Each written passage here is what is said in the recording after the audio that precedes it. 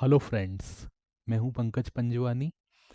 पिछले video lecture में हमने लाइब्रेरी मैनेजमेंट सिस्टम के जो मॉडल्स थे वो सारे बना लिए थे। मतलब जो भी हमारे डेटाबेस में टेबल्स क्रिएट होने थे उनके करस्पॉन्डिंग हमने सारी की सारी जो मॉडल क्लासेस थी वो बना ली थी। और मेक माइग्रेशन और माइग्रेट कमांड चला के हमने उनको टेबल्स में भी कन्वर्ट कर लिया था। एंड उसके बाद हमें क्या करना है, अब हमें फ्रंट एंड पे थोड़ा सा हम काम करेंगे। तो फ्रंट एंड में मुझे क्या बनाना है, सबसे पहले ये नेविगेशन बार बनाना है ना। टॉप पे जो आपको ये लिखा हुआ दिख रहा है स्मार्ट लाइब्रेरी, और नेव बार में ये जो लिंक्स दिख रहे हैं, तो ये सब अब हम बनाने वाले हैं। तो अभी मैंने फ्रंट एंड और बैक एंड दोनों को चालू कर दिया है। ठीक है, एक बार मैं आपको फ्रंट एंड बंद करके दिखा देता हूँ। कंट्रोल सी से आप इसको बंद कर सकते हैं। और पहले आपको फ्रंट एंड फोल्डर में जाना पड़ता है। फ्रंट एंड फोल्डर में जाके आप ये कमांड लिखोगे npm run dev। ये लिख के जब आप एंटर करोगे, वीडियोस को स्टार्टिंग से देखो, आपको पूरा समझ में आएगा। ठीक है, npm run dev लिखा। वीट के केस में हम npm run dev लिखते हैं, और जब हम CRA के थ्रू हमने किया था तो हमने npm start लिखा था। ओके, तो ये हमारा लिंक आ जाएगा। इस पर जब आप क्लिक करोगे तो आपके पास एक डिफ़ॉल्ट पेज ओपन हो जाएगा। और इस डिफ़ॉल्ट पेज में आप देख रहे हो ये आउटपुट हमें पहले से कुछ यहाँ पे दिया हुआ है। तो ये आउटपुट हमें कैसे मिल रहा है, तो अगर आप जाओगे फ्रंट एंड वाले पार्ट में, फ्रंट एंड फोल्डर के अंदर आप देखो कुछ फाइल्स हमें ऑलरेडी यहाँ पे मिली हुई है। पब्लिक फोल्डर है, नोड मॉड्यूल्स, आपको पता है सारे के सारे जो पैकेजेस होते हैं, लाइब्रेरीज होती हैं, वो इसके अंदर होती हैं। हम कुछ एक्स्ट्रा, जैसे हमने एक्सीओस वगैरह इंस्टॉल किया था, तो वो सब इसके अंदर आते जाता है। ठीक है, हमने एक्सीओस डाला था, रिएक्ट राउटर डोम डाला था, तो ये एक्सीओस आ गया, रिएक्ट राउटर डोम भी आ गया। तो जितने भी पैकेजेस हम इंपोर्ट इंस्टॉल करते हैं वो सारे नोड मॉड्यूल्स के अंदर आते जाते हैं। एंड SRC के अंदर हमारे पास एप डॉट JSX होता है, ये हमारा मेन कंपोनेंट होता है। इसी के अंदर वो लोगो वगैरह की इमेज दी हुई है जो आपको आउटपुट में अभी दिख रही है। ये जो आपको लोगो दिख रहे हैं दोनों, ठीक है, ये वीट का लोगो और ये रिएक्ट का लोगो। उसके बाद ये लिखा हुआ है वीट प्लस रिएक्ट। तो जैसे मैं लिख देता हूँ wheat plus react plus Django plus DRF, Django rest framework. तो मैंने यहाँ पे जो भी लिखा तो ये पूरा यहाँ पे लिखा हुआ आ गया। तो ये सब मैं यूज़ करने वाला हूँ। वीट रिएक्ट का हम यूज़ कर रहे हैं, और उसके अलावा जेंगो और DRF, जेंगो रेस्ट फ्रेमवर्क का हम यूज़ करेंगे, और हमारा लाइब्रेरी मैनेजमेंट प्रोजेक्ट बनाएंगे। तो ये तो मैंने आपको समझाने के लिए लिखा कि यहाँ से ये काम हो रहा है, यहाँ से ये आउटपुट आ रहा है। ये देखो ये काउंट भी, ये आपको पता है क्यों दिया है यहाँ पे? क्योंकि ये बता रहा है कि रिएक्ट का क्या पावर होता है। बिना पेज रिफ्रेश हुए सब काम हो रहा है। यहाँ पे क्लिक कर रहे हैं, कोई पेज वगैरह रिफ्रेश नहीं हो रहा। जहाँ पे चेंज होना है केवल वहीं पे चेंज हो रहा है ना। इसीलिए आपको ये बटन वगैरह बना के वहाँ पे दिखाया है। ओके, तो ये सब तो मुझे नहीं चाहिए, यहाँ पे मैं अभी हटाऊंगा इन सबको। तो ये हमारा मेन कंपोनेंट है जो आउटपुट आपको अभी दिख रहा है। लेकिन ये जो है एक JSX की फाइल है ना। JSX मतलब क्या होता है? JavaScript XML। ठीक है, इसको जावास्क्रिप्ट XML बोलते हैं। आप एक्सटेंशन देखोगे .JSX, तो इसको बोलते हैं जावास्क्रिप्ट XML। तो जावास्क्रिप्ट XML का मतलब क्या होता है? ये जो जावास्क्रिप्ट है उसके अंदर हम ये रिटर्न के अंदर क्या लिख रहे हैं, हमारा HTML लिख रहे हैं। ठीक है, तो जावास्क्रिप्ट के अंदर हम HTML लिख पाएँ तो वो होता है JSX, है ना, उसको बोलते हैं JSX। तो JSX हमें ये फैसिलिटी देता है कि हम जावास्क्रिप्ट के अंदर अपना HTML इजीली लिख पा रहे हैं। ओके, और जो भी आप लिखते हो ना उसको आपको एक रेपल लगाना पड़ता है सबसे ऊपर। ये जैसे इसको रिएक्ट फ्रेगमेंट बोलते हैं, है ना। कोई भी एक टैग होता है तो जो स्टार्टिंग में है वो लास्ट में एंड हो रहा है ना। अगर आपके पास कोई एक्स्ट्रा टैग नहीं है तो एटलीस्ट आप रिएक्ट फ्रेगमेंट यूज़ करते हो, है ना, इसको रेपर बोलते हैं। सब कुछ मतलब एक रेपर के अंदर हमें रखना पड़ता है। ओके, इसके बाद ये तो हमारा जावास्क्रिप्ट का फाइल है, बट एक्चुअल में जो आउटपुट हमें मिल रहा है वो इंडेक्स के थ्रू मिल रहा है। यहाँ पे एक इंडेक्स फाइल ऑलरेडी बनी हुई है, index.html। ठीक है, तो यहाँ पे जैसे आप देख रहे हो टाइटल, टाइटल में क्या लिखा है, फ्रंट एंड। तो यहाँ पे अगर मैं चेंज करता हूँ मैंने लिखा स्मार्ट लाइब्रेरी, स्मार्ट लाइब्रेरी, तो ये हमें टाइटल में लिखा हुआ मिल जाएगा। एक यहाँ पे आइकॉन वगैरह भी दिया है, रखना हो तो रख सकते हो। अगर इसको हटा देते हैं तो ये आइकॉन जो है अभी हट नहीं रहा, क्योंकि वो कैशे के अंदर आ गया होगा, है ना। मैं इसको हार्ड रिफ्रेश करता हूँ, कंट्रोल फंक्शन F5, अभी भी चलो नहीं हट रहा है, कोई प्रॉब्लम नहीं है, हम दूसरा लगाएंगे तो वो आ जाएगा। कंट्रोल Z कर देता हूँ इसको, तो ये आइकॉन हमारा वहाँ से डिस्प्ले हो रहा था ऊपर। एंड तो ये आपको समझ में आया, ये हमारा मेन पेज होता है। जो आउटपुट आपको दिख रहा है वो इसी पेज के थ्रू दिख रहा है। बट ये आइकॉन्स वगैरह कहाँ से आ रहे हैं, ये तो मैंने आपको बताया कि app.jsx के थ्रू आ रहे हैं। तो कैसे आ रहे हैं, क्योंकि यहाँ पे देखो, यहाँ पे एक डिव बना हुआ है, जो मेन हमारा कंटेनर है वो यही है। रिएक्ट का जो भी आउटपुट आएगा वो इसी के अंदर आएगा, इस डिव के अंदर।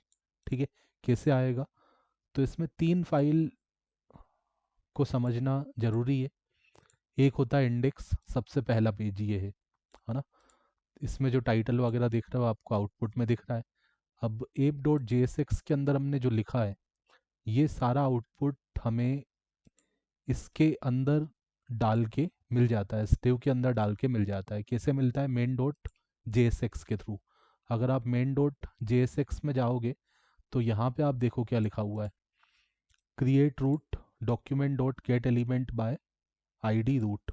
तो यहाँ पे हम क्या कर रहे हैं, जो रूट है ना, रूट कौन सा है हमारा, जो आ, ये जो डिव है, ये जो डिव है इसका जो आईडी है वो क्या है, रूट है। तो इस डिव को हम यहाँ पे गेट कर रहे हैं, इस डिव को हमने पिक किया, और जो हमारा एप था app.jsx उसको हमने इसके अंदर रेंडर करवा दिया स्ट्रिक्ट मोड के अंदर, है ना। स्ट्रिक्ट मोड केवल डेवलपमेंट के लिए होता है, सेफ्टी चेक करता है, ये काफ़ी कुछ चेक करता है कि हमारा कोई एपीआई वगैरह ओल्ड तो नहीं हो गया, डिप्रिकेटेड तो नहीं हो गया, तो वो सारी चीज़ें चेक करता है ये। बट मेनली हमें क्या देखना है, यहाँ पे एप कंपोनेंट को देखना है। ये जो app.jsx है ये कंपोनेंट है, उसको हमने यहाँ पे रेंडर करवा दिया है। ठीक है, तो पहले हमने उस डिव को गेट किया जिसका आईडी रूट है, और उसके अंदर हमने एप को रेंडर करवा दिया। तो मेन डॉट JSX क्या कर रहा है, इस इंडेक्स से इस डिव को उसने लिया जिसका आईडी रूट है, और app.jsx को इसके अंदर डाल दिया। ठीक है, तो यही यहाँ पे हो रहा है। तो अब हम जितने भी हमारे पेजेस बनाएंगे, हमारे जो कंपोनेंट्स बनाएंगे, app.jsx इसको क्या बोलते हैं, कंपोनेंट बोलते हैं, है ना। जिसके अंदर हमारा जावास्क्रिप्ट के अंदर हम HTML लिखते हैं, तो ये कंपोनेंट कहलाता है, फंक्शनल कंपोनेंट। ये फंक्शन बना के हम काम करते हैं। इस फंक्शन बनाया और लास्ट में हम एक्सपोर्ट कर देते हैं। तो एक्सपोर्ट करने से क्या होता है, फिर बाद में हम दूसरे पेजेस में इसको इंपोर्ट कर सकते हैं। यहाँ पे इंपोर्ट किया और यूज़ कर लिया। ठीक है, इंपोर्ट करके मल्टीपल टाइम भी आई थिंक यूज़ कर पाएंगे इसको शायद। ठीक है, अब देखो वही चीज़ दो बार आ गई, ये एक बार और ये दो बार, है ना। कंपोनेंट का बेनिफिट ये है कि हम इसको अगर 10 बार लिखेंगे ना तो ये 10 बार रीयूज़ कर सकते हैं। कंपोनेंट का बेनिफिट ये होता है। ठीक है, इसको मैं जितनी बार लिखूंगा उतनी बार ये रीयूज़ हो जाएगा। ठीक है, तो ये बेनिफिट होता है हमारे कंपोनेंट्स का, जो हम डॉट JSX या डॉट JS लगा के बनाते हैं। फूड ऑर्डरिंग वाले प्रोजेक्ट में मैंने आपको बताया था, मेरे चैनल पे आप देख सकते हो, उसमें हमने डॉट JS यूज़ किया था। हम JSX भी यूज़ कर सकते थे, बट वीट में हम देखते हैं कि हमें बाय डिफ़ॉल्ट JSX दिया हुआ है, तो हम JSX ही यूज़ करेंगे आगे वाली फाइल्स में। ठीक है, वहाँ पे भी हम CRA में जब हमने किया था वहाँ पे भी हम JSX लगा सकते थे, ठीक है। बट डिफ़ॉल्ट वहाँ पे हमें डॉट जेएस दिख रहा था, एप डॉट जेएस दिया हुआ था, तो हमने भी अपनी फाइल्स जो है डॉट जेएस एक्सटेंशन से बना दी थी। बट यहाँ पे हम चाहें तो JSX यूज़ कर सकते हैं। ओके, तो सबसे पहले तो अब हमें क्या करना है, हमें अब जो हमारा हेडर है ये, है ना, नेविगेशन बार है, इसको बनाना है। तो हमें कुछ ज़रूरत पड़ेगी किसकी, बूटस्ट्रैप की ज़रूरत पड़ेगी। और फ़ॉन्टोसम, ये जो आइकॉन्स वगैरह आएंगे कैसे आएंगे, फ़ॉन्टोसम से आएंगे, या रिएक्ट आइकॉन्स भी यूज़ कर सकते हो। मैं फ़ॉन्टोसम का यूज़ कर लेता हूँ।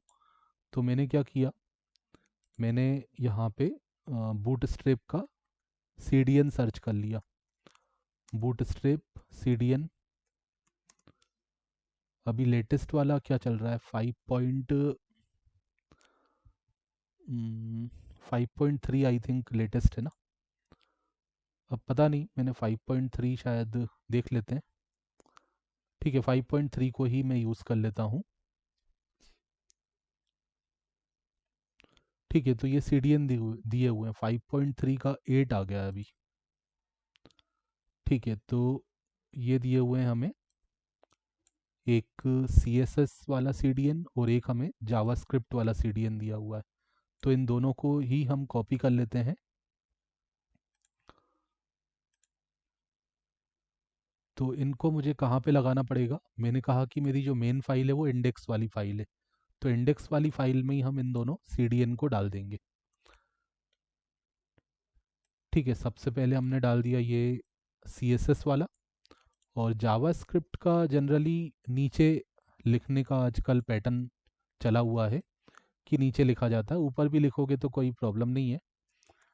ठीक है, अगर नीचे यूज़ करते हैं लोग तो हम भी नीचे यूज़ कर लेते हैं। जहाँ पे बॉडी हमारा ख़त्म होने वाला है वहाँ पे आप यूज़ कर लो। पहले भी यहाँ पे कुछ एक एक्स्ट्रा दिया हुआ है, मेन डॉट JSX, उससे हमें कोई अभी प्रॉब्लम नहीं है, उसको हम लगा हुआ है तो लगे रहने देते हैं। हमने अपना जो है यहाँ पे बूटस्ट्रैप डाल दिया, और एप डॉट JSX के अंदर ये सब जो दिया है मुझे, इन सब को अभी मैं हटा देता हूँ। ये पूरा जो डिव है वो मैंने हटा दिया। ठीक है, या चलो अभी चलो रखे रहने देते हैं, बाद में हम हटाएंगे इसको। ठीक है, पहले तो हमें केवल नेविगेशन बार बनाना है, और हम आते हैं। ठीक है, ये दोनों CDN हो गए, उसके अलावा एक फ़ॉन्टोसम का CDN भी चाहिए आइकॉन्स के लिए। तो मैंने लिखा font awesome CDN। Font awesome का CDN हमें मिल जाएगा यहाँ से, CDNJS नाम की वेबसाइट से। तो यहाँ पे शायद लेटेस्ट ये दिखा रहा है 7.0.1, इसको मैं यूज़ कर लेता हूँ। कॉपी लिंक टैग, तो मैंने लिंक टैग को कॉपी कर लिया, पहला वाला ओल्ड डॉट मिन डॉट CSS। तो ओल्ड डॉट मिन डॉट CSS, तो वो CSS फाइल है, CSS वाला CDN है, तो आप ऊपर रख लो, है ना। कहाँ पे आप रखोगे, हेड के अंदर, और यहाँ पे बॉडी के जस्ट ऊपर आपने ये जावास्क्रिप्ट यूज़ कर लिया। ओके, अब हम अपना हेडर कहाँ बनाएंगे, जो नेविगेशन बार है उसके लिए मैं क्या करता हूँ, SRC के अंदर, SRC फोल्डर के अंदर एक फोल्डर बना लेता हूँ, और इसका नाम मान लो मैंने दे दिया कंपोनेंट्स। कंपोनेंट्स कंपोनेंट्स के अंदर मैं वो फाइल्स रखूँगा जो हमारी कॉमन फाइल्स होंगी, जैसे नेविगेशन बार हमारा कॉमन रहेगा, सभी पेज में कॉमन रहेगा। मतलब जो नेविगेशन बार है उसको मैं साइन अप में भी दिखाऊंगा, उसको मैं लॉगिन पेज में भी दिखाऊंगा, उसको मैं एडमिन के लॉगिन पेज पे भी दिखाऊंगा, सभी पेजेस में मैं उसको शो करने वाला हूँ। तो जो कॉमन पेजेस होंगे वो मैं कंपोनेंट्स के अंदर रखूँगा, कहाँ पे, SRC के अंदर। तो कंपोनेंट्स पे राइट क्लिक करके मैंने एक नया फाइल बना दिया, और इसका नाम मैंने दे दिया हेडर। तो जो भी आप कंपोनेंट्स बनाते हो, ये जो JSX वाली फाइल आप बनाओगे उसका पहला लेटर कैपिटल रखना, जैसे हेडर है तो उसका एच कैपिटल रख दिया। ठीक है, अब हेडर के अंदर हम फंक्शनल कंपोनेंट बनाएंगे। तो कैसे आप बनाते हो, आप लिखोगे RAFCE, react arrow function component with export statement. ये आपने लिख दिया, react arrow function component with export statement. और दूसरा क्या ऑप्शन है, RAF, ठीक है, एक तो ये है रिएक्ट एरो फंक्शन कंपोनेंट, और एक ये वाला दिया है। हम्म, ठीक है, इसमें कुछ और भी चीज़ें आ जा रही हैं, प्रॉप्स वगैरह भी आ जा रहा है, बट ठीक है मैं इसको यूज़ कर लेता हूँ। इसको मैं यूज़ कर रहा था हमारे क्या बोलते हैं, हमारे जो दोनों प्रोजेक्ट्स थे, डेली एक्सपेंस ट्रैकर वाला और फूड ऑर्डरिंग, मेरे चैनल पे वीडियोस दिए हुए हैं, उसमें मैंने RAFCE का यूज़ किया था, तो मैं इसी को यूज़ करता हूँ। और हेडर के अंदर देखो, सबसे पहले मैंने यहाँ पे हेलो लिखा, है ना, मैंने यहाँ पे हेलो लिखा। अब ये आउटपुट में मुझे कैसे दिखेगा, तो देखो इंडेक्स में हमने क्या किया है, रूट के अंदर एप को डाल दिया है ना, एप को हमने डाल दिया यहाँ मेन के थ्रू। तो सब कुछ अब हम कहाँ पे करेंगे, हमारे एप के अंदर करेंगे। ठीक है, बाकी सारे जो राउट्स बताएंगे हम, बाकी सारे जो हम कंपोनेंट बनाएंगे, वो हम रखेंगे एप डॉट JSX के अंदर। तो ये हमारा मेन कंपोनेंट है, बाकी सब कंपोनेंट हम यहीं पे लिंक करवाएंगे। तो कैसे करवा सकते हैं, यहाँ पे मैं क्या करता हूँ अभी, चलो यहीं पे मैं क्या करता हूँ, ये जो हमने हेडर बनाया है, अब ये हेडर बनाया है तो यहाँ पे मैंने इसको एक्सपोर्ट किया हुआ है, नीचे एक्सपोर्ट किया हुआ है, तो एक्सपोर्ट किया हुआ है। और ये चीज़ आप ध्यान देना, एक बार मैं अगर इसको अंडू कर दूं, तो ये RAFCE आपका तभी काम करेगा जब आपने ये एक्सटेंशन डाला होगा। कौन सा, रिएक्ट का जो एक्सटेंशन होता है, हाँ ये वाला ES7 रिएक्ट रिडक्स, ये आप इंस्टॉल कर लेना। अगर आपका ये इंस्टॉल्ड होगा तो ये आपका जो कोड स्निपेट है वो आ जाएगा। RAFCE लिखोगे, आप यहाँ पे क्लिक करोगे तो ये कोड आपका यहाँ पे आ जाएगा। ओके, अब मैंने यहाँ पे हेलो लिखा, या कुछ भी लिखा, हेलो लिखा फॉर एग्जांपल, और इसमें मान लो कुछ मैंने कलर दे दिया, क्लास नेम, क्लास नेम के अंदर मैंने कुछ BG प्राइमरी कर दिया। ठीक है, ब्लू कलर दे दिया मैंने बैकग्राउंड में। एंड उसके बाद में क्या करता हूँ, इसको मुझे अब आउटपुट में देखना है, अभी मुझे ये आउटपुट में नहीं शो हो रहा है। तो आउटपुट में ये कैसे आएगा, उसके लिए मैं जाऊँगा एप डॉट JSX के अंदर, और सारे जो कंपोनेंट्स मैं बनाऊँगा उसको मैं एप डॉट JSX के अंदर यहाँ पे प्रोवाइड कर दूँगा। तो सबसे पहले मैंने हेडर ऑलरेडी बनाया हुआ है, यहाँ पे मैं क्लिक करूँगा, ये हेडर को मैंने यहाँ पे डाल दिया, और ये ऊपर इंपोर्ट भी हो जाएगा। ठीक है, ये CSS वगैरह की मुझे ज़रूरत नहीं है, ये सब मैं यहाँ से हटा देता हूँ, है ना, रिएक्ट का लोगो वगैरह ये सब हटा देते हैं यहाँ से अपन। अब ये नीचे वाला CSS बिगड़ जाएगा उसका। तो अभी आपको आउटपुट में कुछ नहीं दिख रहा, क्योंकि ये जो लोगो वगैरह है वो मैंने हटा दिया, और नीचे मैंने यूज़ किया हुआ है। चलो ये पूरा ही हटा देते हैं हम। अच्छा चलो इसको अभी रख लेते हैं। ओके, तो ये देखो ये हेलो आ गया, है ना, ये हेलो आ गया। बट ये ऐसा बीच में क्यों आ रहा है, क्योंकि ये CSS वगैरह इसका लगा हुआ है, एप डॉट CSS लगा हुआ है, वो मुझे नहीं चाहिए, तो ये कुछ इस तरीके से बिगड़ गया।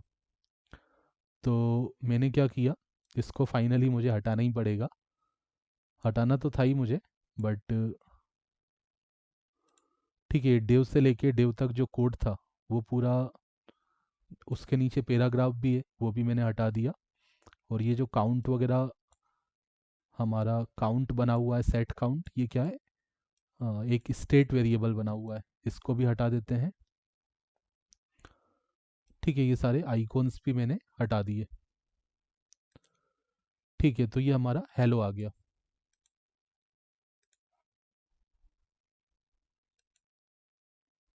और भी कोई स्टाइल वगैरह यहाँ पे लगी है क्या? इंडेक्स में अगर जाएं तो ये हम्म, ठीक है।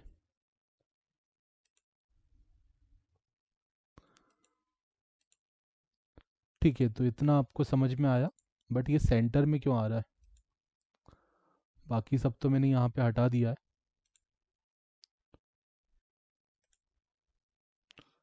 ठीक है, ये हेलो तो आ रहा है बट सेंटर में आ रहा है। एक बार इसको मैं हार्ड रिफ्रेश करता हूँ, कंट्रोल फंक्शन F5, अभी भी ये सेंटर में आ रहा है। एप डॉट JSX में मैंने सब कुछ हटा दिया। इंडेक्स वाले पेज में भी मैंने बाकी सब तो मैंने हटा ही दिया है। इस लिंक की भी मुझे ज़रूरत नहीं है, एंड इससे तो वैसे कोई प्रॉब्लम नहीं है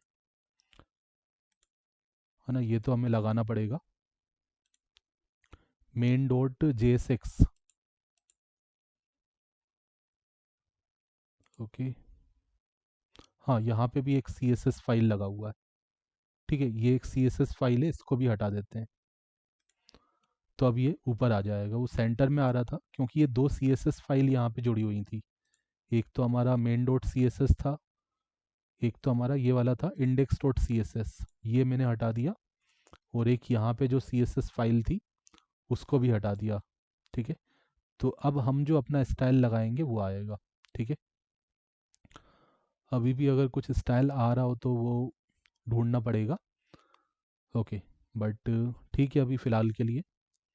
तो अब मुझे एक नेव बार लगाना है। तो बूटस्ट्रैप का बना बनाया एक नेव बार हम ले लेते हैं। तो हम सर्च कर लेते हैं नेव बार नेव बार बूटस्ट्रैप 5 या बूटस्ट्रैप नेव बार 5, कुछ भी आप लिख सकते हैं। तो मुझे एक नेव बार चाहिए बूटस्ट्रैप 5 का। मैं यहाँ पे जाता हूँ और यहाँ पे मुझे याद रखना, बूटस्ट्रैप 5 यूज़ कर रहे हो तो 5 वाला ही सर्च करना, है ना। ये 5 लिखा हुआ आना चाहिए। हो सकता है आपने 4 वाला आपको मिल गया। 4 वाला मत लगाना क्योंकि हमने CDN जो है 5 वाला यूज़ किया है। तो कोई सा भी मैं यूज़ कर लेता हूँ, लाइक ये वाला यूज़ कर लेते हैं। फिर हम अपने हिसाब से इसको बदल देंगे। तो इसको मैंने रख दिया कहाँ पे, हमारे हेडर के अंदर। अब हम हेडर के अंदर अपना ये जो नेव बार हमने कॉपी किया है इसका कोड हम समझ लेते हैं।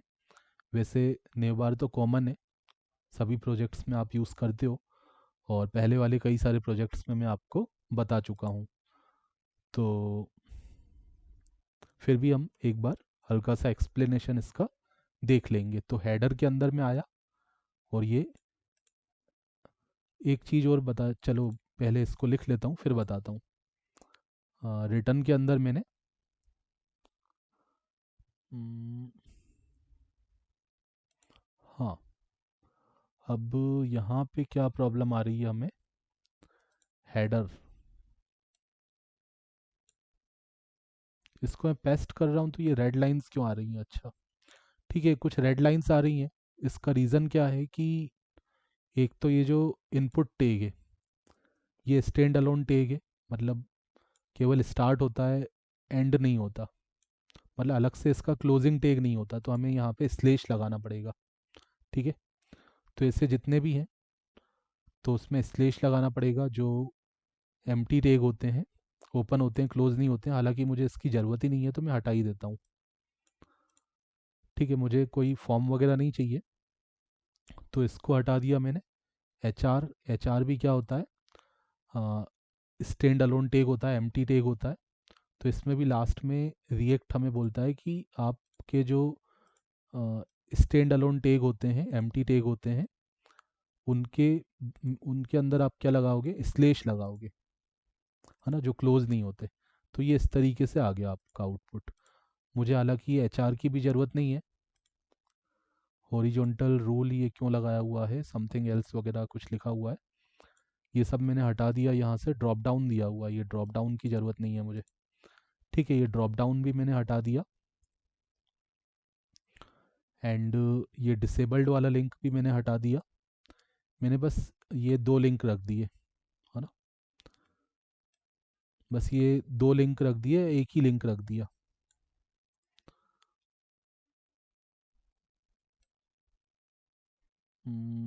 चलो अभी दो रख लेते हैं। ठीक है, जो जो चीज़ें मुझे यहाँ पे काम की नहीं है तो उनको मैं हटा देता हूँ। ठीक है, मेरे यूज़फुल अभी नहीं है जो, तो उनको मैंने हटा दिया ताकि इजी हो जाए थोड़ा सा आपको समझने के लिए। ओके, तो अब मैं आपको एक बार इसको समझा देता हूँ। तो देखो, सबसे पहले तो हम इसमें अपने हिसाब से चेंजेस भी करते जाते हैं। हमें कुछ इस तरीके का बनाना था। ठीक है, हमें कुछ इस तरीके का चाहिए, बैकग्राउंड वाइट चाहिए और टेक्स्ट हमारा ब्लैक कलर में आ रहा है। ठीक है, तो सबसे पहले तो हम इसको समझते हैं। ये नेव यहाँ पे स्टार्ट हो रहा है, नेव क्लोज हो रहा है। जैसे हमारा डिव होता है वैसे ही नेव होता है हमारा कंटेनर टैग। फिर ये हमारी मेन क्लास होती है, नेव बार। इसको नहीं लगाओगे तो बाकी चीज़ें फिर प्रॉपरली काम नहीं करेंगी, है ना। तो ये तो बेस क्लास होता है, मतलब आप नेविगेशन के लिए, बूटस्ट्रैप का नेविगेशन बनाने के लिए ये हमारा मेन क्लास होता है। नेव बार एक्सपांड लार्ज, इससे क्या होता है, जैसे अभी हम इसको छोटा करेंगे ना, छोटा करते हैं स्क्रीन को, तो ये हमारे पास हमारा जो नेव बार है उसके जो लिंक्स होते हैं वो गायब हो जाते हैं, है ना। होम होम और लिंक ये दोनों गायब हो गए। बट अगर स्क्रीन को बड़ी करते हैं तो वो नेव बार, होम और लिंक आपको डिस्प्ले होते हैं। बट अगर इसको आप हटा देते हो तो बड़ी स्क्रीन पे भी आपको वो नहीं मिलते हैं, गायब हो जाते हैं वो। तो बड़ी स्क्रीन पे तो हमें दिखाना है, बड़ी स्क्रीन पे मुझे हमारे जो मेन्यूज़ हैं उनको डिस्प्ले करवाना है। तो इसीलिए हम इसको लगाते हैं। फिर ये हमारा कलर होता है, बैकग्राउंड का कलर कैसा चाहिए। तो मुझे बैकग्राउंड का कलर मैं खुद से देना चाहता हूँ, कौन सा, बीजी वाइट। मुझे तो वाइट कलर चाहिए। और ये क्या लगा हुआ है ये भी मैं हटा देता हूँ यहाँ से। मैंने केवल बीजी वाइट रखा। और हमारा टेक्स्ट का कलर कैसा हो गया, ब्लैक हो गया। ठीक है, बीजी वाइट रखा, बट ये कहाँ पे शुरू हो रहा है हमारा नेव बार, कहाँ पे ख़त्म हो रहा है कुछ पता नहीं चल रहा। तो इसमें एक बॉर्डर लगा देते हैं। तो मैंने इसमें एक बॉर्डर दे दिया, बॉटम से नीचे से, नीचे एक बॉर्डर दे दिया, तो ये बॉर्डर आ गया, है ना। तो ये अपने हिसाब से आप स्टाइलिंग कर सकते हो। बॉर्डर भी दे दिया मैंने और शेडो भी दे दिया, शेडो स्मॉल। तो ये नीचे एक स्मॉल शेडो आ गया। उसके बाद मैं क्या करूँगा, इसको स्टिकी टॉप रखूँगा। इससे क्या होता है, जब हमारी स्क्रीन बड़ी होगी ना, जब स्क्रीन बड़ी होगी, जैसे अभी तो कुछ कंटेंट है नहीं तो अभी आपको शायद वो मैं नहीं दिखा पाऊँगा। कंटेंट हम बनाएंगे तो हम देखेंगे उसको, ठीक है। तब मैं आपको इसका यूज़ बताऊंगा कि स्टिकी से क्या होता है, वो वहीं पे हमारा रहेगा, ऊपर ही रहेगा हमेशा। अगर मैं नीचे यहाँ पे साइड में अगर मेरा स्क्रॉल बार आता है तो स्क्रॉल बार से मैं पेज को जब नीचे रहूँगा, नीचे करूँगा, तो हमारा नेव बार वहीं पे रहेगा, वो ऊपर नीचे नहीं होगा, ठीक है। तो वो होता है स्टिकी टॉप से। फिर हमने डिव बनाया, इसके अंदर कंटेनर फ्लूइड लगा हुआ है। तो फ्लूइड क्या होता है, फुल विड्थ होता है, कोई उसमें मार्जिन पैडिंग नहीं मिलता है। बट अगर मैं यहाँ पे कंटेनर लगा दूँ तो ये आपको यहाँ से मार्जिन मिल जाता है ना। लेफ़्ट और राइट से आपको मार्जिन मिल जाएगा, पैडिंग मिल जाएगा। फिर आपका यहाँ पे एक एंकर टैग लगा हुआ है। तो एक चीज़ तो आप ये करोगे, जितने भी एंकर टैग है ना उसमें आप क्या करो, लिंक का यूज़ कर लो। मैं एक काम करता हूँ, कंट्रोल F से इसको सर्च कर लेता हूँ और रिप्लेस कर देता हूँ। जहाँ जहाँ पे एंकर टैग दिया हुआ है तो उसको मैं लिंक टैग कर देता हूँ। ठीक है, मैंने लिंक यूज़ कर लिया, रिप्लेस ऑल कर दिया। जहाँ जहाँ पे एंकर टैग दिया हुआ था वहाँ पे मैंने लिंक का यूज़ कर लिया। और जहाँ पे ये क्लोज हो रहा है, जहाँ पे एंकर टैग क्लोज हो रहा है, तो रिएक्ट में हम क्या यूज़ करते हैं, उसकी जगह लिंक का यूज़ करते हैं। रिएक्ट हमारा, आप बोल सकते हो, स्मार्ट एंकर टैग होता है, जो बिना पेज रीलोड हुए हमें एक यूआरएल से दूसरे यूआरएल पे ले जाता है। तो हमने यहाँ पे क्या किया, लिंक टैग को क्लोज कर दिया। ठीक है, जितने भी एंकर टैग क्लोज हो रहा है उसकी जगह मैंने लिंक टैग क्लोज वाला लगा दिया। बट अभी शायद मुझे इधर मिलेगी, अगर ये इंपोर्ट नहीं हुआ होगा ऊपर, कोई इधर नहीं आ रही। ठीक है, ऐप के अंदर शायद ये कोई इधर तो नहीं आ रही अभी, है ना। वैसे इंपोर्ट नहीं किया अभी हमने उसको। इधर आ रही है ना। एरर होगी, नीचे आप देखोगे, यहाँ पे भी अगर देखें इंस्पेक्ट करके, तो ये इंस्पेक्ट में क्या बता रहा है, does not provide an export named default, ऐसा कुछ आ रहा है। ठीक है, इससे तो कोई प्रॉब्लम नहीं है। यहाँ पे आप देखोगे अपने टर्मिनल पे, टर्मिनल कहाँ चले गया मेरा,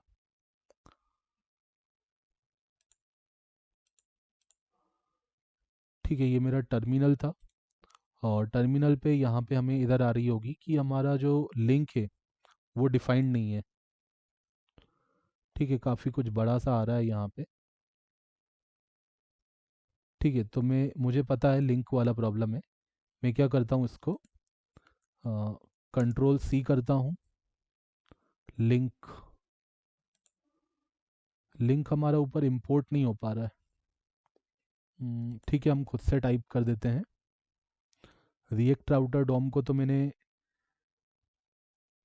इंपोर्ट किया हुआ है, तो मैं यहाँ पे इंपोर्ट कर ले, सॉरी, रिएक्ट राउटर डॉम को हमने इंस्टॉल किया हुआ है, तो हम लिंक को इंपोर्ट करवा लेंगे। लिंक आगे शायद हमें यूज़ नेविगेट की भी ज़रूरत पड़ेगी, बट अभी फ़िलहाल के लिए हमने लिंक को इंपोर्ट करवा लिया। Import link from React router DOM, from React router DOM. ठीक है, तो रिएक्ट राउटर डॉम से हमने लिंक को इंपोर्ट कर लिया।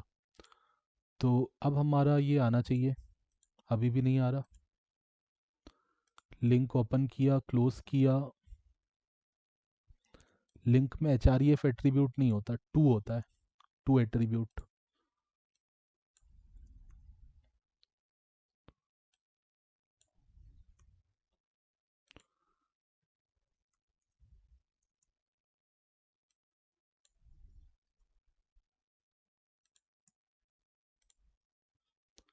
ठीक है, अभी भी कुछ आउटपुट नहीं आ रहा।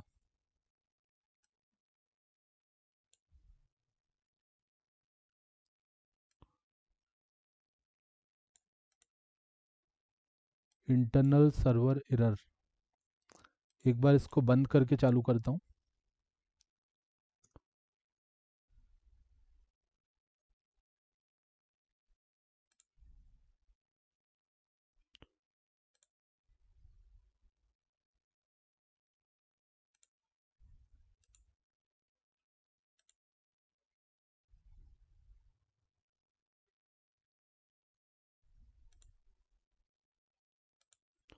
ठीक है, कुछ आउटपुट यहाँ पे शो नहीं कर रहा।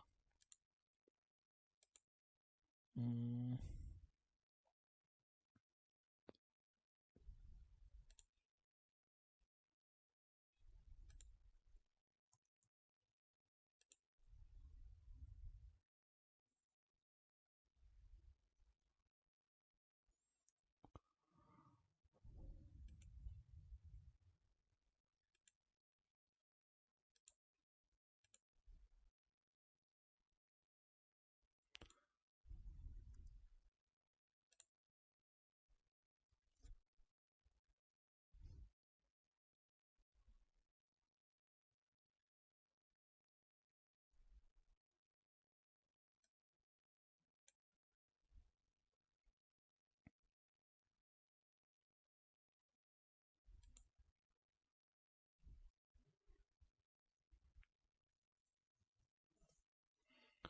और जितना भी यहाँ पे क्लास लिखा हुआ है ना, क्लास को सबको आप क्या कर देना, क्लास नेम कर देना।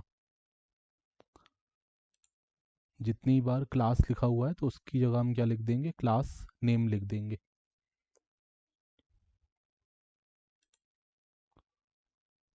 ठीक है, अब क्या प्रॉब्लम आ रही है वो समझ नहीं आ रहा मुझे यहाँ पे। ठीक है, मेरा थोड़ा सा ये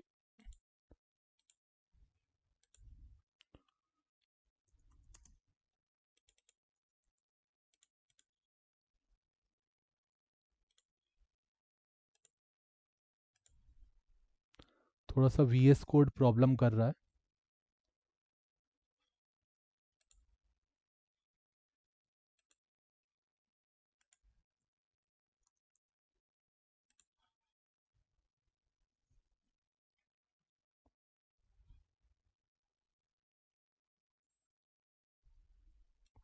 तो एक बार फिर से मैंने VS कोड को ओपन कर लिया एंड अब मैं यहाँ पे सबसे पहले फ्रंट एंड ओपन कर लूँगा, CD फ्रंट एंड और npm run dev।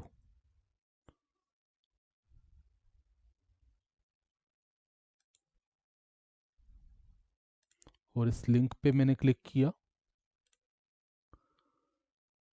तो यहाँ पे मेरा आउटपुट नहीं आ रहा, पहले आ रहा था बट अभी यहाँ पे हमें कुछ नहीं दिख रहा। तो जैसे ही मैंने ये लिंक टैग लगाया तब से कुछ दिक्कत आने लगी। लिंक टैग को हमने इंपोर्ट भी किया हुआ है ऊपर, बट एक बार हम चेक कर लेते हैं उसमें।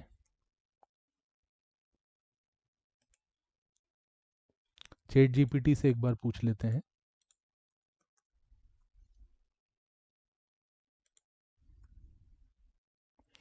है ना, एक तो मुझे क्लास जहाँ पे भी लिखा है वहाँ पे क्लास नेम लिखना है।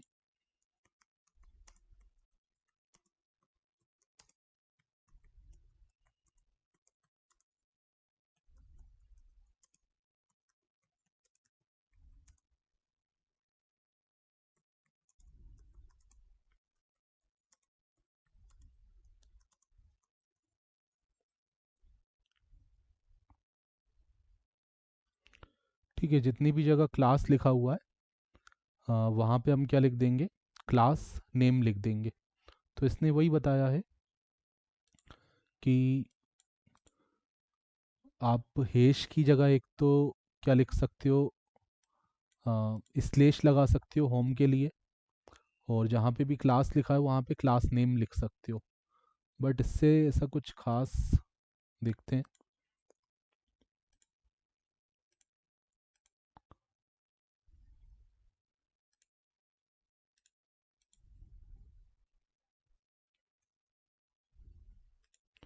है ना, क्लास की जगह क्लास नेम लिख दिया। अभी भी प्रॉब्लम आ रहा है, हेडर डॉट JSX में कुछ प्रॉब्लम आ रहा है। हम्म, ठीक है, एक काम करते हैं, इसको अंडू कर देते हैं जो भी हमने चेंज किया।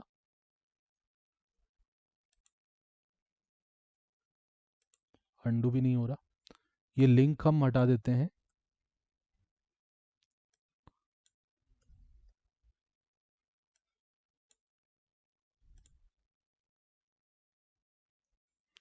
ठीक है, लिंक की जगह अगर मैं एंकर टैग यूज़ कर लूँ,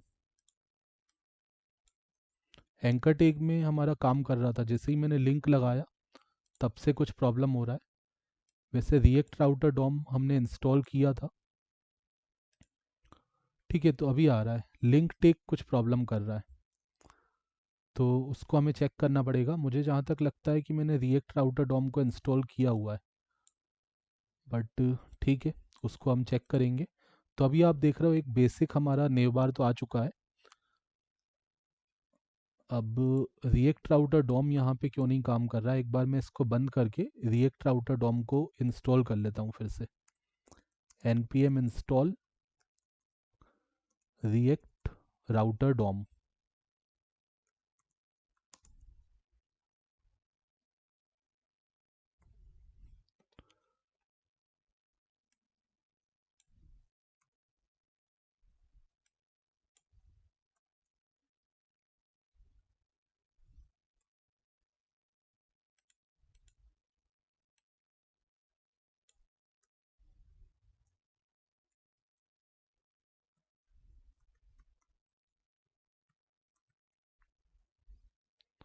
हमने लिखा npm install react router dom। अगर ये इंस्टॉल नहीं होगा, शायद इसकी वजह से प्रॉब्लम आ सकती है। फिर से मैंने इसको रन कर दिया। अब मैं लिंक टैग लगा के देखता हूँ।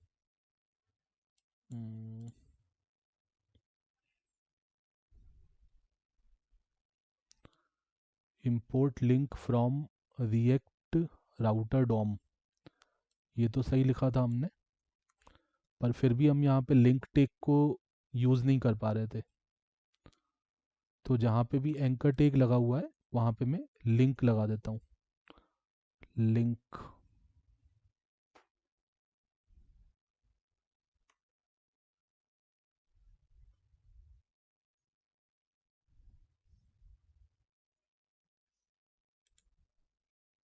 यहाँ पे लिंक्स आ रहा है बट लिंक पता नहीं क्यों नहीं आ रहा।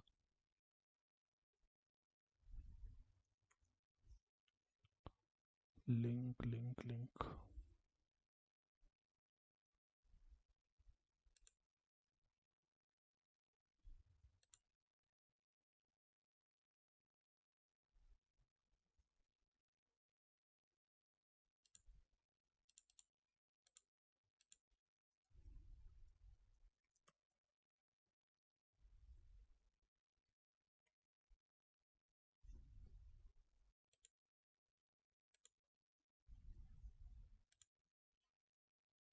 ठीक है। तो लिंक टैग कुछ प्रॉब्लम कर रहा है, इसको चेक करना पड़ेगा।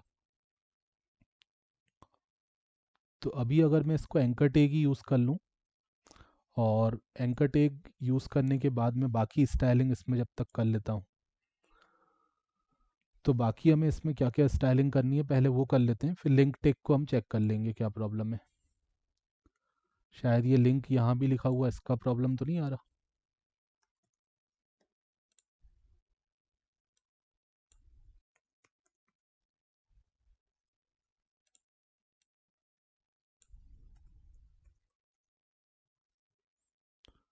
ठीक है, लिंक यहाँ पे शो ही नहीं कर रहा, ऑप्शन ही नहीं आ रहा।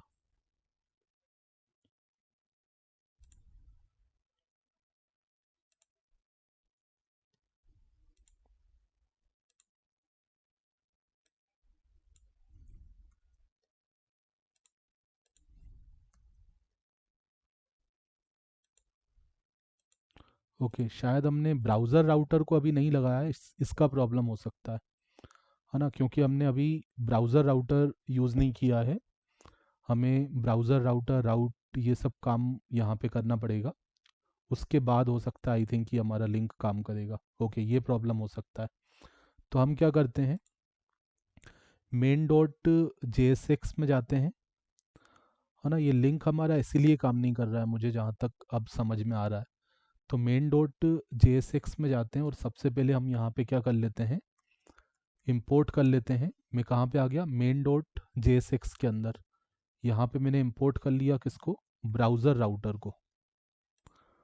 ब्राउज़र राउटर को मैंने इंपोर्ट कर लिया, एंड इस ऐप को मैंने डाल दिया किसके अंदर, ब्राउज़र राउटर के अंदर। ब्राउज़र राउटर क्या होता है ना,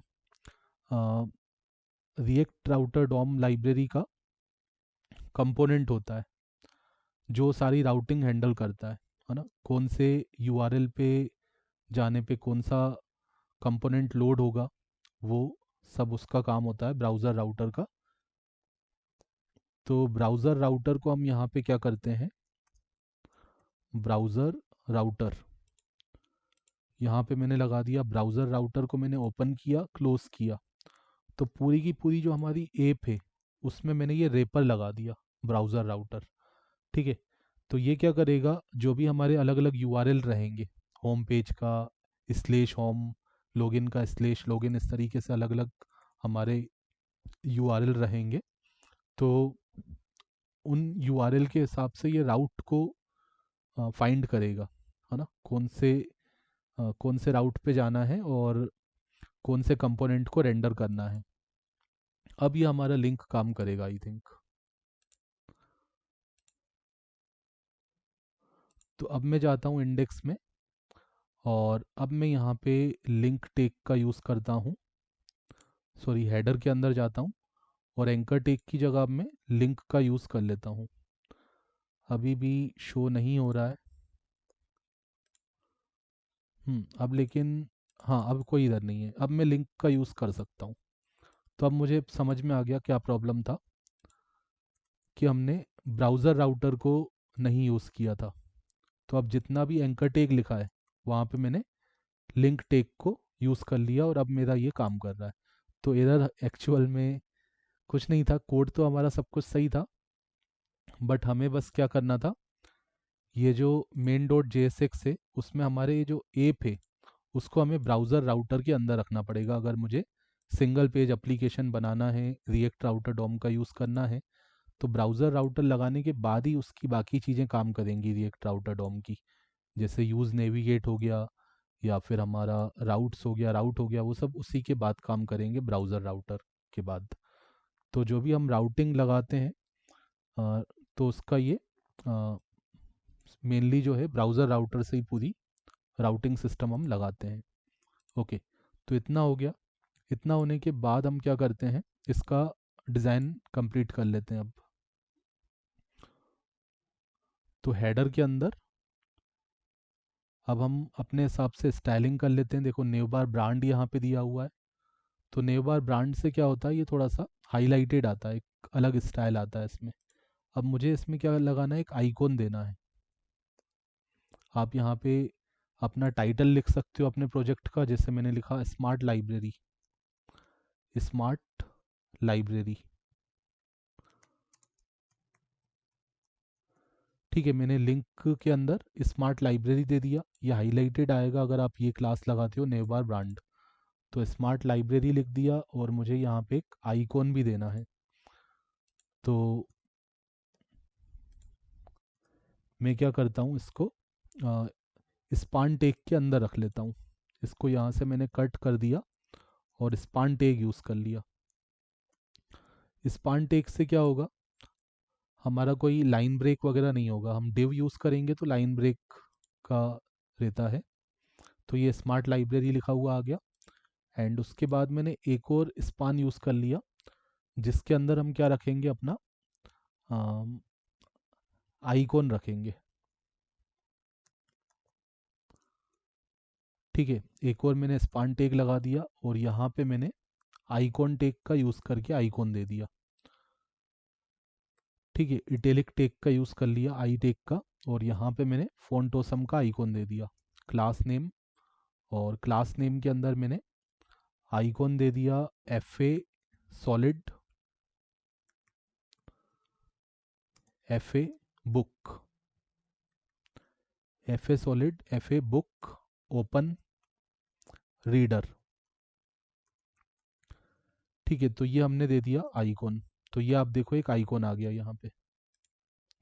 बट इसको और थोड़ा हमें प्रॉपरली डिस्प्ले करना है, तो मैं पहले तो इसको थोड़ा सा बोल्ड कर देता हूँ, क्लास नेम, और यहाँ पे मैंने इसको कर दिया फॉन्ट वेट बोल्ड। ठीक है, ये बोल्ड हो गया।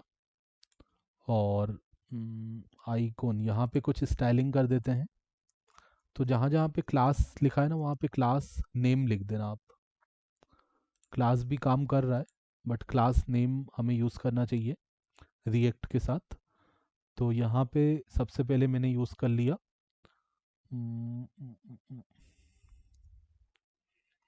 ठीक है, यहाँ पे मैंने इसको लगा दिया राउंडेड सर्कल।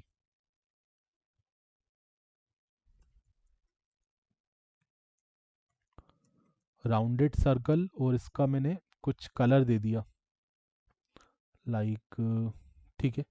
राउंडेड सर्कल तो अभी आपको नहीं दिखेगा शायद, तो मैंने पहले कुछ स्टाइल लगा दिया यहाँ पे, और स्टाइल के अंदर डबल कर्ली ब्रैकेट्स लगाया, और मैंने इसमें बैकग्राउंड में कुछ कलर दे दिया, बैकग्राउंड कलर। बैकग्राउंड में मैंने एक ब्लू कलर दे दिया। तो उसके लिए मैंने डबल कोट्स के अंदर यहाँ पे हैश लगा के एक कलर का वैल्यू दे दिया 4F46E5। ठीक है, तो ये ब्लू कलर में इस तरीके से आ गया। अब ब्लू कलर में आ गया, बट इसका कुछ विड्थ और हाइट दे देते हैं। तो एक क्लास के बाद दूसरी क्लास लगानी है तो हमें क्या देना पड़ेगा, कॉमा देना पड़ेगा। कॉमा सिंबल का यूज़ किया, और अब मैंने पहले तो इसका फॉन्ट कलर चेंज कर दिया। फॉन्ट कलर मैंने कर दिया वाइट। फॉन्ट कलर वाइट हो गया और बैकग्राउंड कलर हमारा ब्लू हो गया। उसके बाद हम इसका विड्थ और हाइट दे देते हैं। विड्थ मैंने दे दिया 36 पिक्सल, और हाइट भी मैंने दे दिया 36 पिक्सल।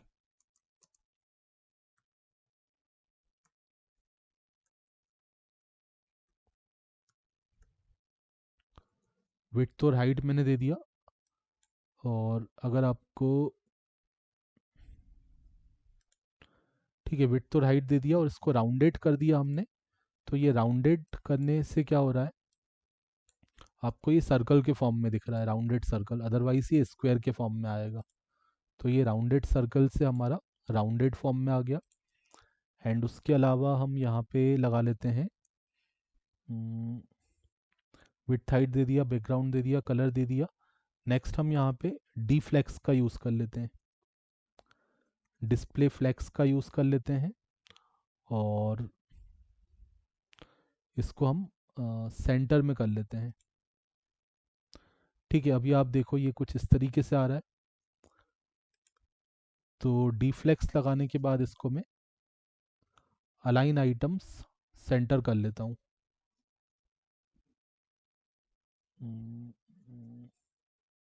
हम्म, एक काम करते हैं, इसको स्पान के अंदर हमने डिस्प्ले इनलाइन का यूज़ कर लिया, डिस्प्ले इनलाइन फ्लेक्स का। डिस्प्ले इनलाइन फ्लेक्स का यूज़ कर लिया, और उसके बाद में यहाँ पे इसको अलाइन आइटम सेंटर कर देता हूँ, अलाइन आइटम्स सेंटर। तो इससे क्या होगा, ये हमारा वर्टिकली सेंटर में हो जाएगा। अब मुझे इसको हॉरिजॉन्टल सेंटर में करना है, तो मैंने इसमें लगा दिया अलाइन आइटम्स सेंटर लगा दिया, और जस्टिफाई कंटेंट सेंटर कर देता हूँ ताकि हॉरिजॉन्टली सेंटर हो जाए। जस्टिफाई कंटेंट सेंटर, तो ये हॉरिजॉन्टली भी सेंटर में आ गया और वर्टिकली भी सेंटर में आ गया, है ना। जस्टिफाई कंटेंट सेंटर से ये हमारा हॉरिजॉन्टली सेंटर हो जाएगा, और अलाइन आइटम सेंटर से ये हमारा वर्टिकली सेंटर हो जाएगा। और यहाँ पे मैंने गैप दे दिया, गैप दे दिया मैंने 2 का। तो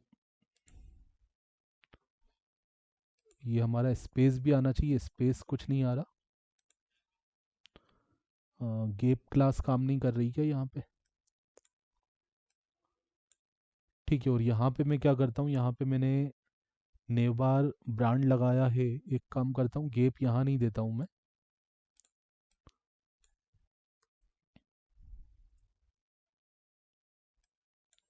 ठीक है, ये 2 स्पान है, एक स्पान ये है और एक स्पान ये है, तो मैं यहाँ पे गैप दे देता हूँ। गैप दे दिया मैंने 2 का। तो इससे भी कोई ख़ास इफेक्ट नहीं आ रहा। नेवार ब्रांड, और नेक्स्ट में क्या करता हूँ, यहाँ पे भी मैं डी फ्लेक्स का यूज़ कर लेता हूँ लिंक के अंदर, और इसको ही मैं कर देता हूँ अलाइन आइटम्स सेंटर।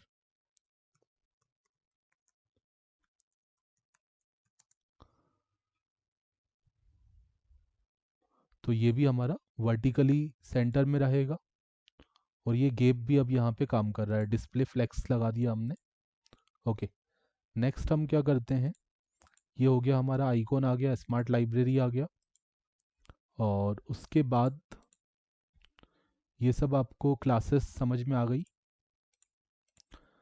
इस वाली क्लास का मैं बता देता हूँ, ये हमारा बटन है जो आप देखते हो। इसको हम जब मिनिमाइज़ करते हैं, ये जो बटन आता है, तो ये बटन हमारा यहाँ पे बना हुआ है। इसको हटा देंगे तो वो बटन हमारा यहाँ से गायब हो जाएगा। ठीक है, तो ये बटन है। और नेवार टोगलर, ये इस क्लास से क्या होता है, उसमें स्टाइलिंग आती है, अदरवाइज ये कुछ इस तरीके से हमें दिख रहा है। तो वो जो स्टाइलिंग होती है वो इसी से आती है। और वो जो हैमबर्गर का आइकॉन आ रहा है ना, वो जो आइकॉन आप देख रहे हो उसको शायद हैमबर्गर बोलते हैं। हम्म हम्म, हैमबर्गर आइकॉन हम उसको बोलते हैं। तो वो हैमबर्गर आइकॉन प्रॉपरली नहीं दिखेगा, वो जो 3 लाइन आ रही थी। तो वो 3 लाइन अगर आपको दिखानी है तो आपको ये स्पान के अंदर ये क्लास लगानी पड़ेगी, नेबार टॉगलर आइकॉन। तो ये हैमबर्गर आइकॉन आपको दिखेगा। एंड ये काम कैसे कर रहा है, इसके थ्रू, ये कॉलेप्स वाली जो फंक्शनैलिटी है वो इसके थ्रू आ पाएगी। अगर आप ये हटा दोगे तो वो कॉलेप्स नहीं हो पाएगा, ये काम नहीं करेगा। आप जितना भी इस पर क्लिक करोगे बट वो टोगल इफेक्ट उसमें हाइड और कॉलेप्स वाला नहीं आ पाएगा। ठीक है, ये शो करना, एक्सपांड और कोलेप्स करना, वो इफेक्ट आपका इसी के थ्रू आ पाएगा, डेटा बी एस टोगल से। और यहाँ पे एक आईडी हम देते हैं, वही आईडी देते हैं जो हमारा ये जो नेव बार होता है हमारा, जो हमारे मेन्यूज हैं उसका जो डिव है, उसमें जो आईडी हमने दिया है वही आईडी आप यहाँ पे यूज़ करते हो। ओके, और यहाँ पे हमने दे दिया कॉलेप्स, नेव बार कॉलेप्स। तो इसी से हमारा ये स्टाइलिंग आ पाता है। जब ये हम छोटा करते हैं, स्क्रीन को छोटा किया, तो ये प्रॉपरली नहीं आ रहा है अभी, है ना। तो ये प्रॉपर प्लेस पे आ पाए, जब हम क्लिक करें तभी शो हो, जब क्लिक करें तो हाइड हो जाए। तो उसके लिए आपको ये कॉलेप्स, नेवार कॉलेप्स लगाना पड़ता है। और नेवार नेव हमने दिया हुआ है, जो भी अनऑर्डर्ड लिस्ट आपने दिया है उसमें आप ये क्लास लगाते हो। अदरवाइज आपका जो अनऑर्डर्ड लिस्ट है उसमें बुलेट सिंबल आपको दिखने लगेंगे और प्रॉपर वो स्टाइलिंग नहीं आएगा, ये बुलेट सिंबल आ जाएंगे। तो आपको ये क्लास लगाना पड़ता है आपके अनऑर्डर्ड लिस्ट पे। और यहाँ पे मार्जिन एंड से दिया है ऑटो। तो मुझे जो है मार्जिन एंड से ऑटो नहीं यूज़ करना है, मुझे इसको राइट साइड में करना है। हमारे जो भी लिंक्स हैं मुझे उसको राइट साइड में करना है। तो मैं इसको मार्जिन स्टार्टिंग से ऑटो कर देता हूँ। मार्जिन स्टार्टिंग से ऑटो किया तो ये राइट साइड में चले गए हमारे लिंक। ठीक है, तो ये आपको समझ में आया। मार्जिन स्टार्टिंग से ऑटो कर दिया तो ये आपका स्टार्टिंग से मार्जिन आ गया, ये राइट साइड में चले गया सब कुछ, मतलब लेफ्ट से मार्जिन आ गया। और मार्जिन बॉटम ये लगा हुआ है तो ठीक है, लगे रहने देते हैं। फिर जितने भी आपके लिंक रहेंगे उसमें आपकी ये क्लास होती है नेव आइटम और नेव लिंक। और एक्टिव से वो अ, आपको ये हाईलाइटेड दिखता है थोड़ा सा, है ना। होम ज़्यादा हाईलाइटेड दिख रहा है कुछ, क्योंकि उसमें ये एक्टिव क्लास लगी हुई है। अभी ये दोनों एक्टिव नहीं है ना। एक्टिव में हम दिखा सकते हैं कि हम कौन से पेज पे हैं। उस जिस पेज पे हम होते हैं, जैसे होम पे हैं तो होम को एक्टिव कर दिया, हम लॉगिन पेज पे हैं तो लॉगिन को एक्टिव कर दिया, हम अगर डैशबोर्ड पे हैं तो उसको एक्टिव कर दिया। तो उसके लिए हम कुछ लॉजिक लगाएंगे आगे, बट अभी मैंने इसको होम रख दिया। अब होम के अलावा मुझे क्या क्या लिंक्स चाहिए, होम के अलावा मुझे एक तो यूज़र लॉगिन चाहिए। यहाँ पे मैं यूज़र लॉगिन लिख देता हूँ। और उसके अलावा मुझे एक साइन अप का लिंक चाहिए।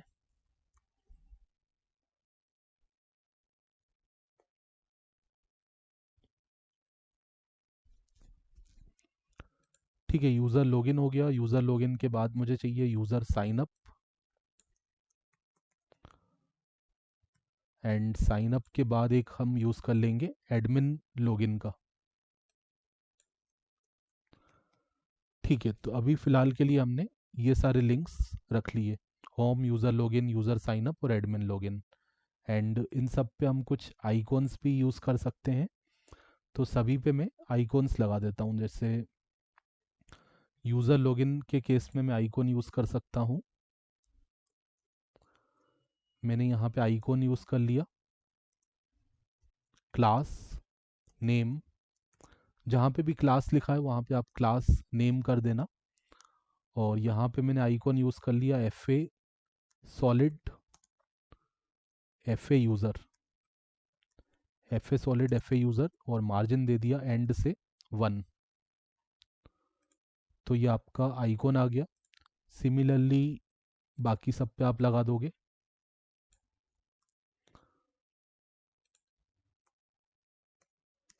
साइन अप पे मैंने दे दिया FA solid FA user plus, FA solid FA user plus. और एडमिन लॉगिन पे मैंने दे दिया, यहाँ पे मैं कौन सा यूज़ कर सकता हूँ, यहाँ पे मैं यूज़ कर लेता हूँ FA शील्ड, FA शील्ड।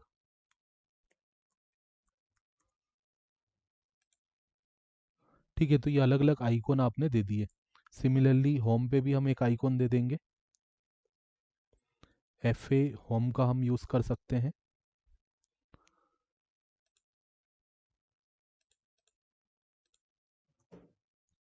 तो यहाँ पे मैंने यूज़ कर लिया FA होम, तो ये होम का आइकॉन आ गया। तो ये हमारा बेसिक जो है नेविगेशन बार बन चुका है। अब आगे का जो काम है वो हम करते हैं नेक्स्ट वीडियो में। मिलते हैं नेक्स्ट वीडियो लेक्चर में। Thanks for watching.